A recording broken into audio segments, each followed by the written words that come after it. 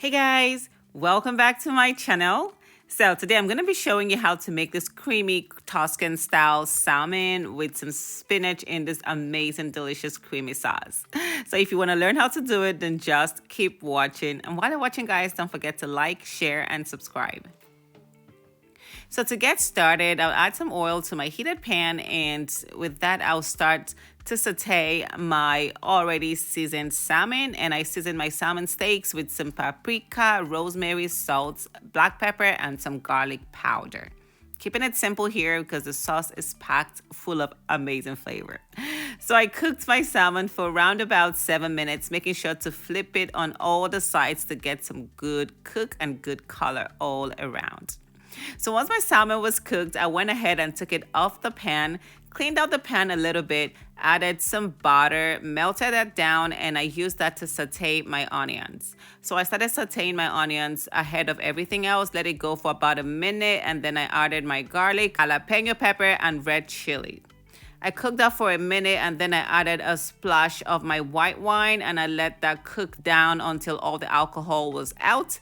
I added in my chicken stock.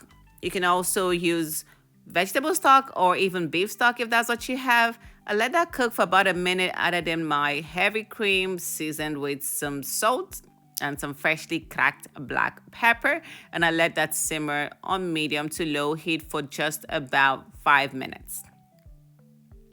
So while my sauce was simmering, I went ahead and added my spinach, my cheese, and some parsley, because you guys know I love me some parsley.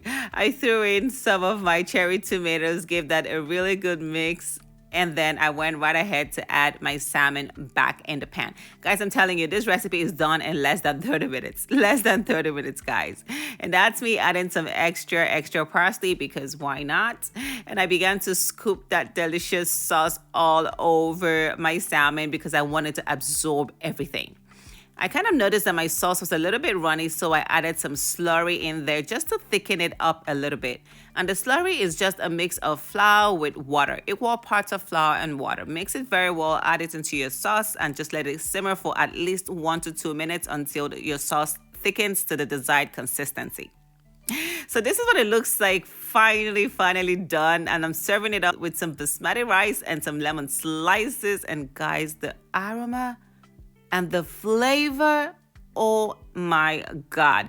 This is definitely one for the books, guys. You definitely have to try this one. It is so good. Anyway, thank you so much for watching, guys. Thank you so much for watching.